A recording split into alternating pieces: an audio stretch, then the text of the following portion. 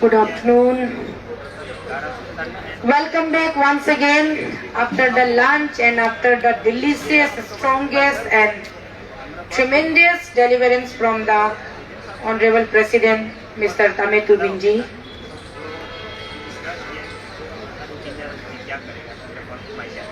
एक कहावत है, जन्म से जिसका हक था, जो जन्म से हकदार थे, उसको अब अपने हक से वंचित किया गया। जब उनको अपने हक से वंचित किया गया और उनको जंगल में भेज दिया गया वनवास के लिए, तो वनवास में रहते रहते श्री कृष्ण जी ने उनके लिए बात छेड़ी बीच में। उन्होंने कहा है तो ये पूरे प्रजातंत्र का मालिक, लेकिन इनके 5 भाई हैं, तो 5 भाइयों को केवल 5 गांव ही दे दो, 5 गांव दे दो, उसी में ये लोग खुश रहेंगे, आपस में लड़ाई झगड़ा छोड़ दो।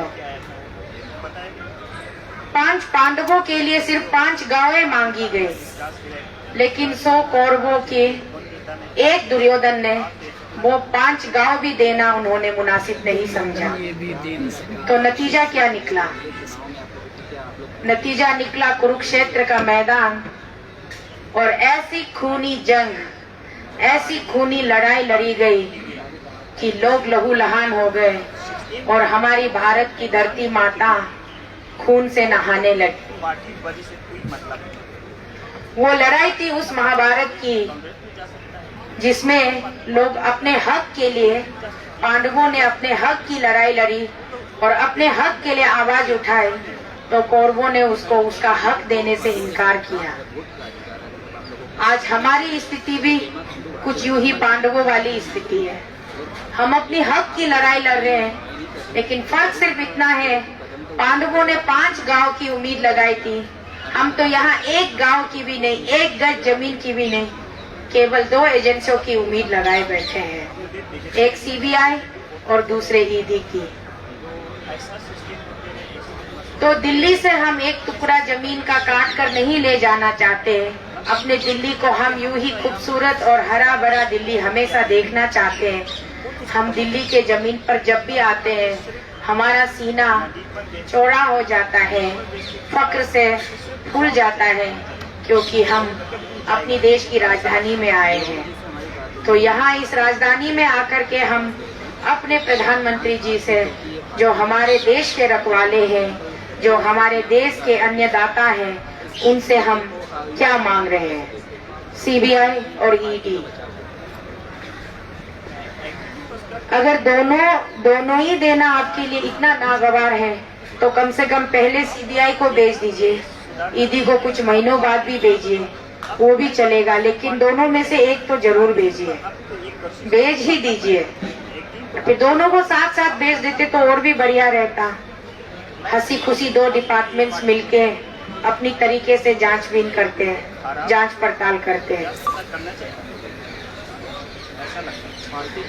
सुदामा जी जब गए थे द्वारकाधीश से मिलने, वो पैदल गए थे, उनके शरीर में तन ढकने को भी पर्याप्त कपड़े नहीं थे, फिर भी वो यूं घबराता हुआ, डरता हुआ, कभी मुस्कुराता हुआ, कभी रोता हुआ वो द्वारकाधीश के पास पहुंचे।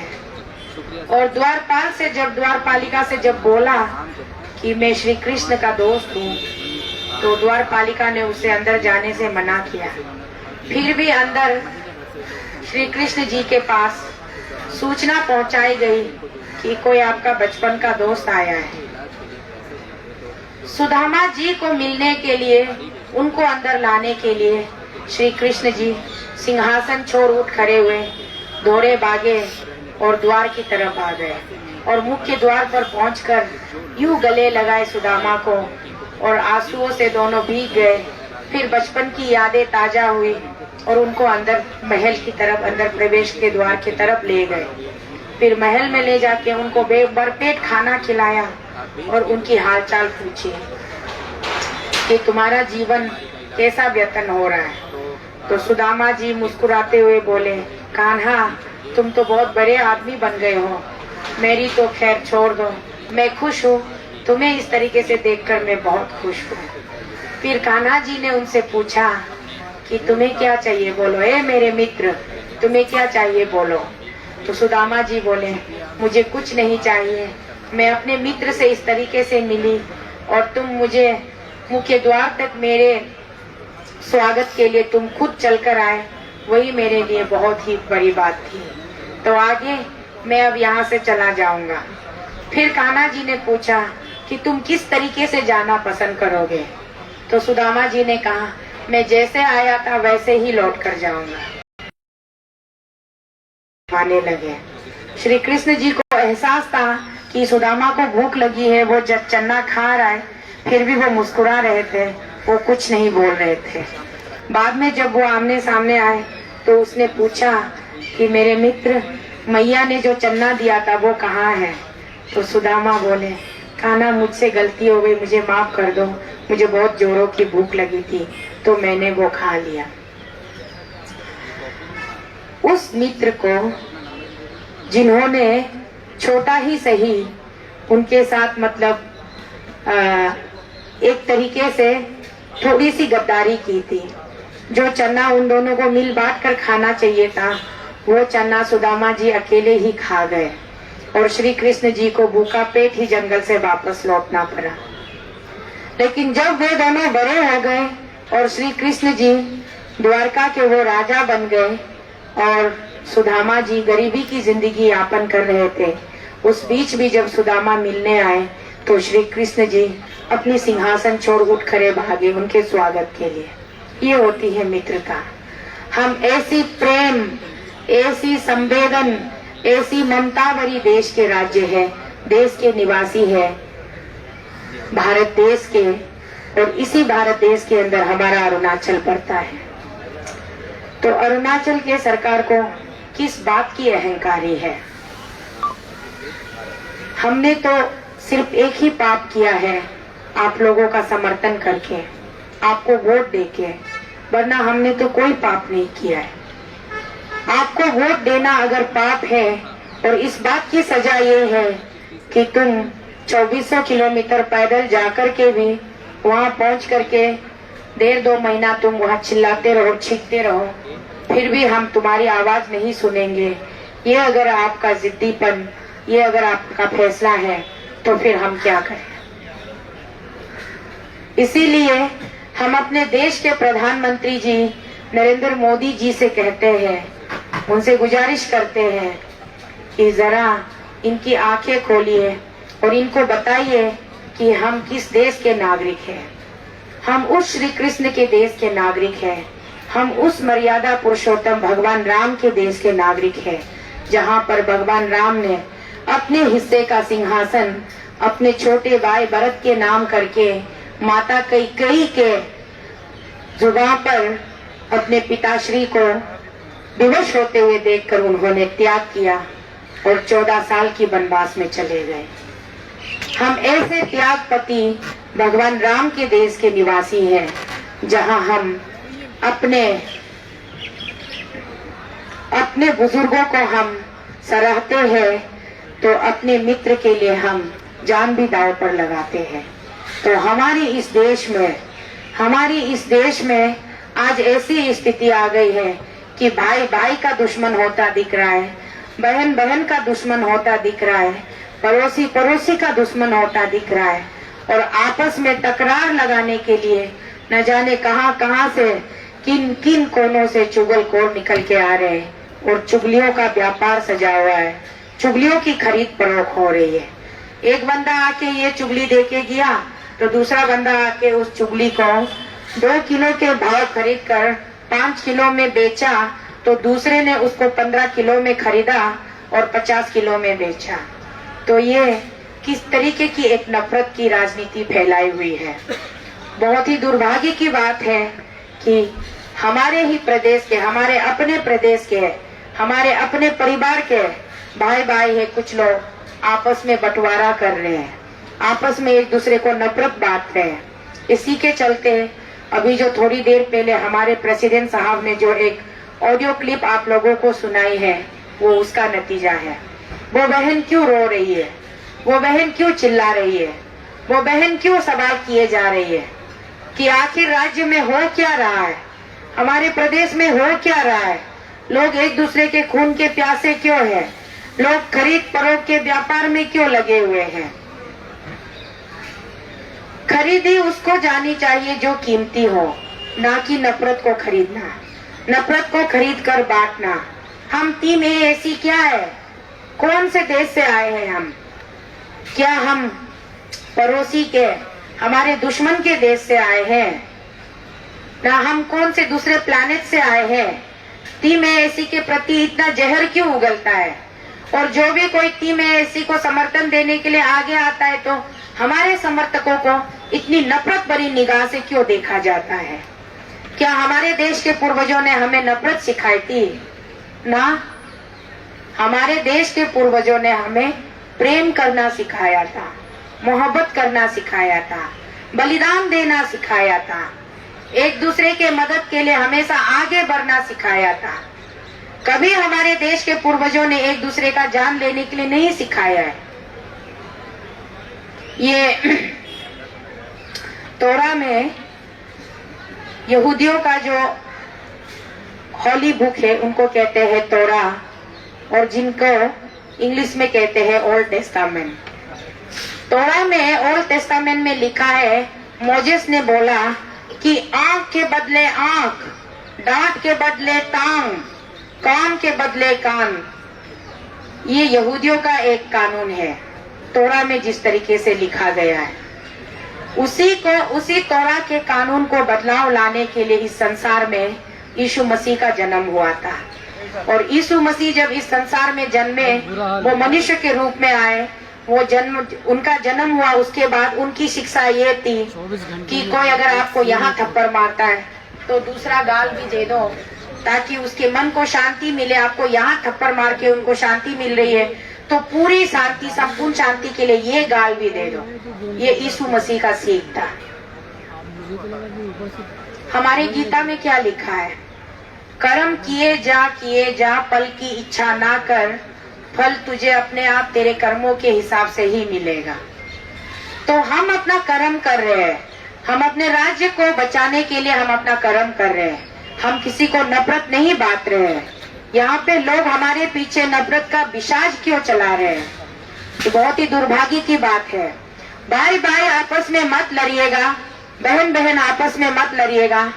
अगर अरुणाचल के जनता, चलिए आप लोग लाइव वीडियो के माध्यम से कमेंट्स के सेक्शन में ही बता दीजिए, अगर आप लोगों को करप्शन इतना प्यारा है कि जो कोई भी बंदा या बंदी करप्शन के अगेंस्ट आवाज उठाने को निकलती है, उनको आपको उनसे घृणा हो जाती है, उनको आप नफरत के नजर से देखते हो, तो फिर हमें लिखकर बता दीजिए कि हम करप्शन में खुश हैं, हम करप्शन के अंदर ही जीना चाहते हैं, करप्शन की लड़ाई मत लड़ो बोल के हमें लिखकर भेजिए। अगर ऐसी बात नहीं है तो फिर जो लोग करप्शन के अगेंस्ट आवाज उठाते हैं उनको अपना दुश्मन मत बनाइए।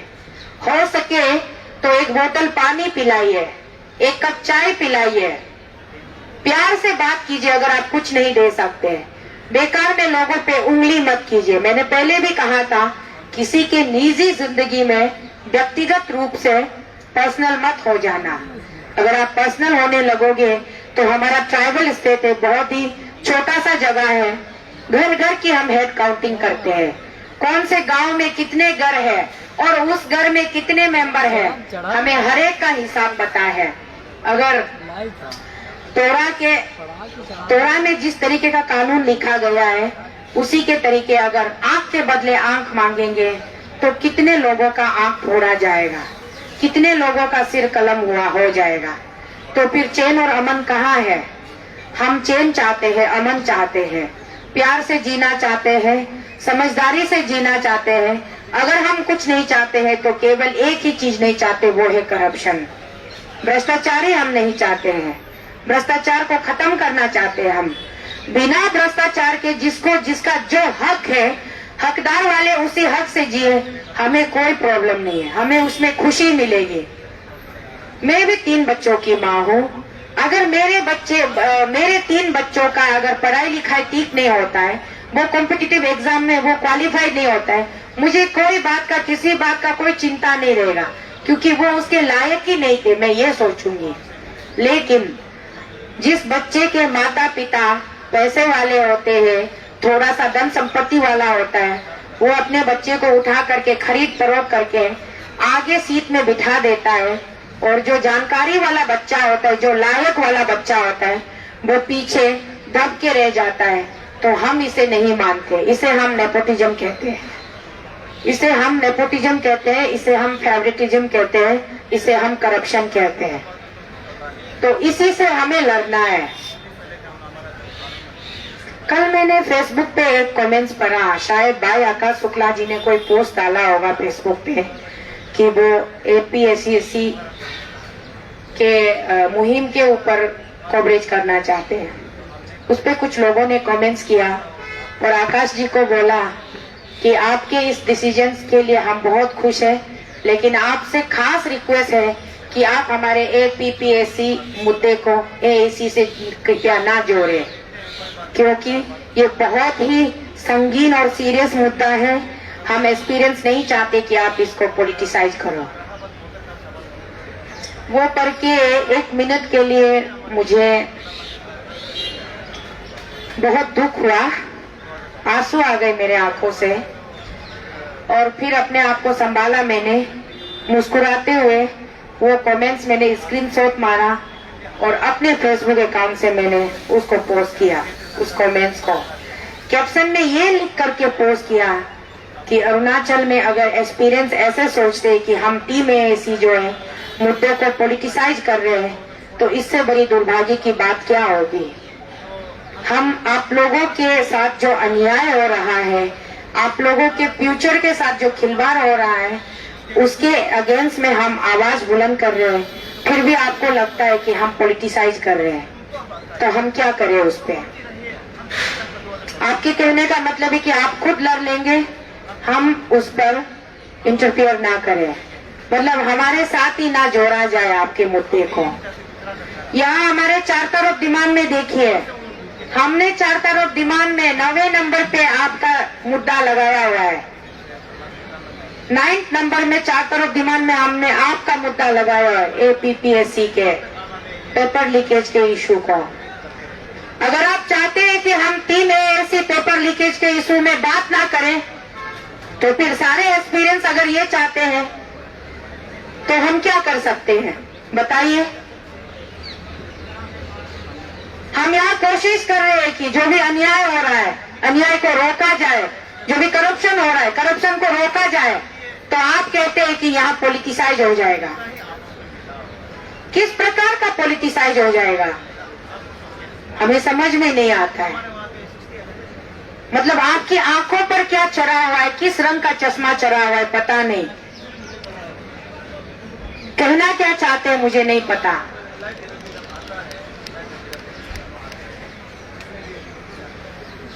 सिर्फ आपको जिसने वो कमेंट्स किया था, एक बंदे ने कमेंट्स किया, उस पे 36 लोगों ने लाइक मारा।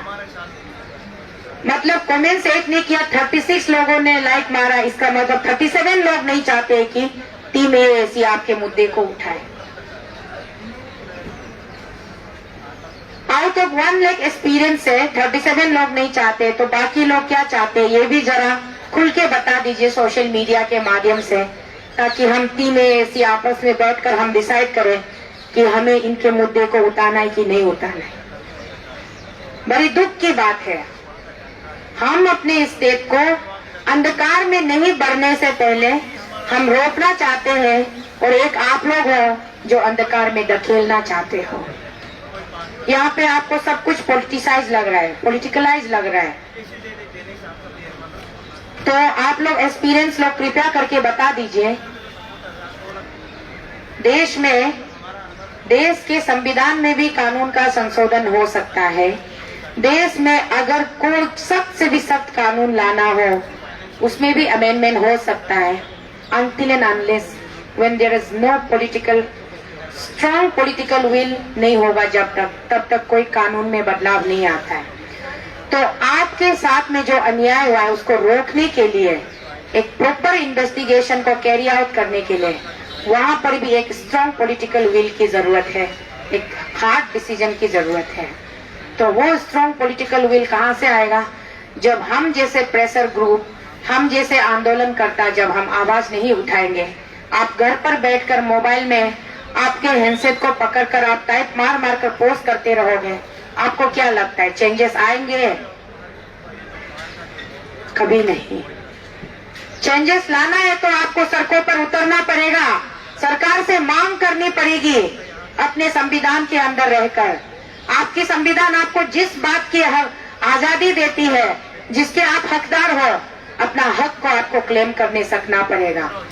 नहीं तो यूं ही बंद कमरे में बैठ करके फेसबुक में चीट चैट करते रहने से कोई बदलाव नहीं आएगा। तो हम क्या कह रहे हैं यहाँ टीम एएसी? एएसी का फुल फॉर्म भी समझा दो जरा, अगर हम पॉलिटिसाइज कर रहे हैं तो। एएसी का मतलब क्या है आपके हिसाब से? क्या है एएसी का मतलब? अरुणाचल अगेंस्ट करप्शन, ये हमारे तरफ से है। आपके तरफ से क्या है? भाई तादर निगलर जी ने कहा कि अरुणाचल एडवांस करप्शन, और हम कह रहे हैं कि अरुणाचल अगेंस्ट करप्शन। कल को कोई और आके बोल देगा अरुणाचल एक्टिव करप्शन। अपने हिसाब से तो आप लोग कुछ भी एब्रिविएशन बना दोगे। अरुणाचल एडवांस करप्शन भाई आपका टीम कर रहा है, आपका जो सरकार है, जिस सरकार के आप स्पोक्स पर्सन हो, वो कर रहे हैं। नहीं, अरुणाचल एडवांस करप्शन नहीं बोलेंगे हम, एडवांस करप्टेड अरुणाचल बोलना चाहिए। एसीए बना देते हैं, चलो शब्दों की फेरबदल कर देते हैं। हमारा team AAC Arunachal against corruption. हमें करप्शन नहीं चाहिए, हम करप्शन के अगेंस्ट हैं, हम करप्शन का समर्थन नहीं करते। और एक मैडम आई थी कल मीडिया में, कह रही थी कि वो टप्पी महाराज जी को साथ देने के लिए टेनिस कोर्ट में निकली थी। तो उसी दिन एएसी के समर्थकों का रैली था, जो कि नाहरलगुन तकर कॉम्प्लेक्स से Itanagar IG tennis court IG park तक जो पद यात्रा थी, उसी के दिन की वो बात कर रही थी।